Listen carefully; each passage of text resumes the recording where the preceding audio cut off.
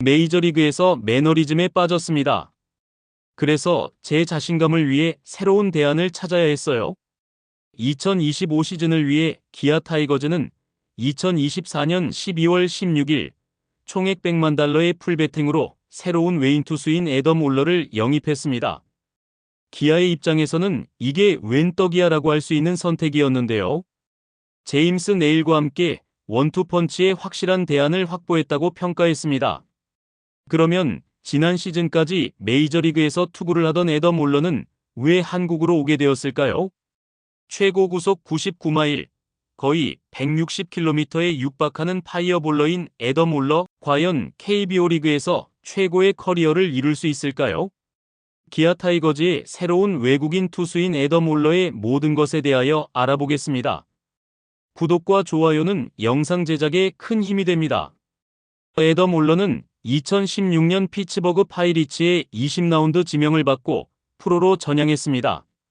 하지만 경험 부족으로 인하여 이렇다 할 활약을 펼치지 못하고 팀에서 방출되었고 독립리그 활동 후 경험을 쌓고 다시 메이저리그에 재도전을 했죠.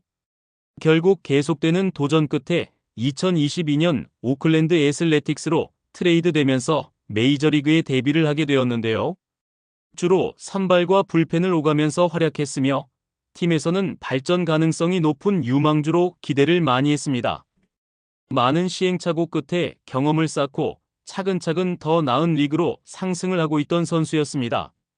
하지만 큰 무대인 메이저리그에서 확실하게 좋은 성적을 거두지 못하면서 마이너리그와 병행하다시피 했습니다.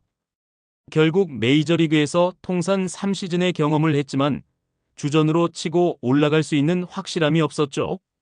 애덤 올러는 메이저리그와 마이너리그를 오가며 성공과 실패를 모두 경험한 선수입니다. 그리고 신인 드래프트를 통하여 팀을 선택한 후 방출까지 당하면서 힘들게 살아남았는데요. 독립리그인 호주리그에서부터 순차적으로 커리어를 쌓으면서 결국 최고의 무대인 메이저리그까지 올라온 선수입니다. 정말 다양하게 팀을 바꿔가면서 자신의 능력을 입증받았습니다.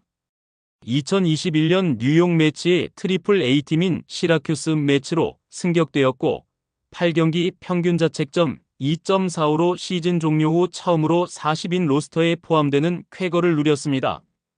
애덤 올러는 2022년 오클랜드로 이적하면서 두각을 나타냈는데요. 메이저리그 개막 로스터에 처음으로 승선을 했으나 5월 14일 LA 에인절스와의 경기에서 패전을 당하고 평균 자책점 12.27로 상승하면서 마이너리그로 떨어지게 되었습니다.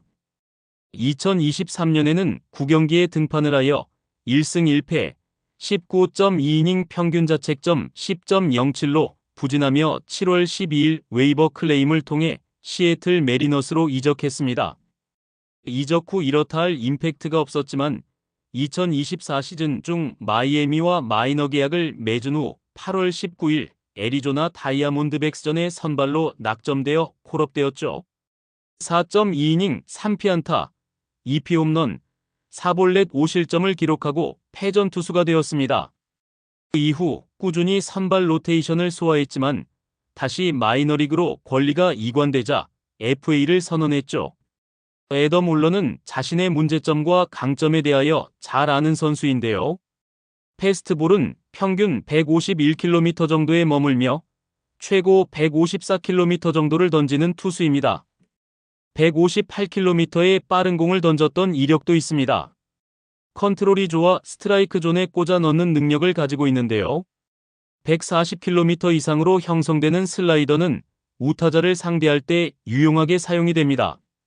서드 피치로 체인지업을 구사하며 제임스 네일과 함께 주무기 스위퍼와 비슷한 구종인 슬러브를 활용하여 원투펀치 역할을 할 것으로 보이죠. 애덤 올러는 메이저리그 통산 총 36경기 136.1이닝을 소화했고 총 평균 자책점은 6.54를 기록했던 선수입니다. 기아 타이거즈가 영입할 때도 굉장히 조심했던 선수인데요. 최초 2024년 11월 13일 현지에서 애덤 올러의 기아행의 소식이 전해졌지만 기아에서는 일단 부인했었죠. 그 당시 제임스 네일과 에릭 라우어와 완전히 정리가 되지 않았던 상황이었기 때문입니다. 조용히 물밑 협상으로 결국 기아 타이거즈행이 결정이 되었고 2024년 12월 16일 총액 $100만 기아에 입단을 했습니다. 애덤 올러는 지속적으로 메이저리그에 도전을 하다가 한계에 부딪힌 것으로 보이는데요. 올러의 인터뷰에서 KBO 리그 선택 이후로 두 번째 기회를 위해서라고 말했습니다. 올러 본인도 다양한 카드를 준비하고 있었던 것으로 보입니다. 갑작스럽게 제구력이 흔들릴 때도 있고 자신의 강점이 점점 보이지 않게 되었죠. 그렇기 때문에 한 단계 낮은 리그로 가는 것은 자신에게 자신감을 찾기 위한 방편이라고 생각합니다. 올러는 KBO는 단순히 외국 리그가 아닌 나 자신을 새롭게 하고 문제점을 고쳐나갈 수 있는 시간이라는 언급도 있었죠. 일단 2024년 KBO 리그 통합 우승팀인 기아 타이거즈라는 팀을 좋게 보아왔던 상황에서 여러 조언도 받은 것으로 보이죠.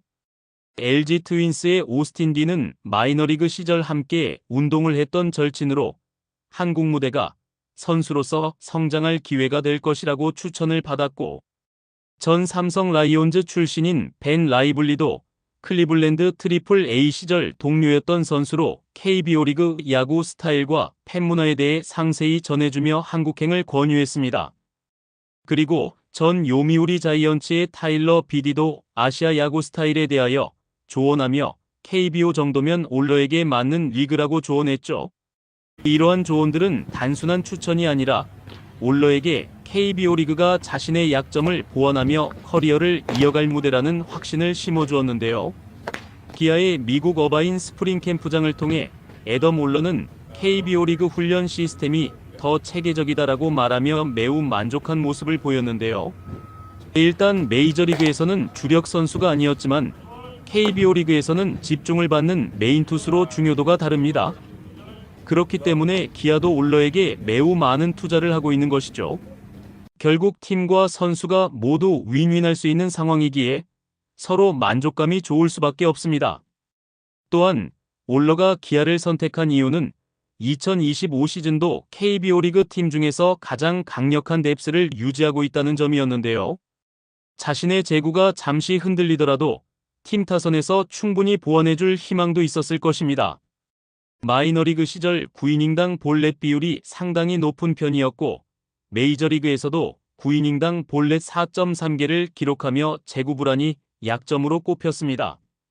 본인 스스로도 내 문제 중 하나가 커맨드였다고 언급할 만큼 제구가 문제였습니다. 하지만 KBO 리그에서는 다른 모습을 보일 것이라고 평가하는데요. 메이저리그의 타자들은 올러 같은 스타일의 투수에게 상당히 강한 모습을 보이는 편이라 초구부터 피하는 모습을 보였기에 볼넷의 위험도도 높았습니다. 그러나 KBO 리그에서는 현재 자신의 강점을 바탕으로 강대강으로 붙어도 충분히 할 수 있다는 자신감이 생긴다고 말하는데요. 메이저리그처럼 초반부터 피하면서 맞춰잡는 모습이 아닌 강하게 상대를 압박하는 투구를 보일 것으로 보입니다. 일단 150대 중후반의 최고 구속을 유지하고 150 이상의 평균 패스트볼로 KBO 리그의 타선을 압박하고 커브, 슬라이더, 체인지업 등 변화구의 다양함과 특히 결정구인 슬러브는 상대적으로 매우 강점을 보일 것으로 판단하고 있죠. 초구부터 최대한 스트라이크를 많이 던지는 과감함이 필요하고 꾸준한 이닝을 소화하여 2025 시즌에는 150이닝 이상이 목표이죠. 이를 위하여 체력 관리와 구속 유지는 매우 중요합니다. 올러는 단순히 개인 성적에만 목표를 두지 않았는데요. 기아가 강력한 우승 후보인 만큼 2025 시즌에도 2연속 통합 우승을 목표로 제임스 네일과 함께 원투펀치를 형성해 선발진을 책임지겠다는 각오를 다지고 있습니다. 최근 정재훈 투수 코치와 이동걸 불펜 코치와 함께 제구력 향상 훈련에 집중하고 있고 세부적인 제구 조정에 대하여 많은 대화를 나누며 KBO 리그 스타일에 맞는 투구폼을 점검받고 있습니다. KBO 리그의 성공 사례를 살펴보면 빠른 구속과 변화구를 고루 구사할 수 있는 유형은 보통 강점으로 작용을 했습니다. 2017년 기아 소속이었던 헥터 노엣이나 2023 시즌의 NC의 에릭 패디 등은 충분히 최고의 투구를 보였죠. 기아가 올러에 바라는 최고의 낙관적 시나리오는 30경기 등판에 14승 이상의 성적입니다. 그리고 못해도 27경기 등판에 12승 이상은 해줘야 안정적인 팀 운용이 가능하다고 이야기하고 있죠. 또 올러가 메이저리그와는 다른 번트, 작전 야구, 도루가 많은 스몰볼 야구에 적응을 해야 하는 문제가 있지만 스프링 캠프에서부터 주자견제 등의 훈련도 무리 없이 소화하고 있기에 빠른 적응이 가능할 것으로 보입니다. 애덤 올러는 메이저리그와 마이너리그에서 쌓은 경험을 바탕으로 KBO 리그에서 자신의 커리어를 재정비하려 합니다. 오스틴, 라이블리 등 경험자들의 조언과 체계적인 훈련 시스템을 통해 약점을 보완하고 두 번째 기회를 반드시 잡겠다는 각오이죠. 빠른 공과 다양한 변화구, 그리고 정재훈 코치와 함께하는 제구력 향상 훈련은 그를 성공적인 외국인 투수로 만들 수 있는 중요한 열쇠가 될 것입니다. 기아 팬들은 올러가 제임스 네일과 함께 쌍포를 이루며 2연속 우승을 향해 던지는 모습에 큰 기대를 걸고 있는데요. 과연 올러는 자신이 말한 작은 목표들을 달성하며 큰 목표인 한국 시리즈 우승까지 도달할 수 있을까요? 여러분은 애덤 올러의 2025 시즌 성적을 어떻게 예상하시나요? 댓글에 여러분의 의견을 남겨주세요. 구독과 좋아요도 꼭 부탁드립니다.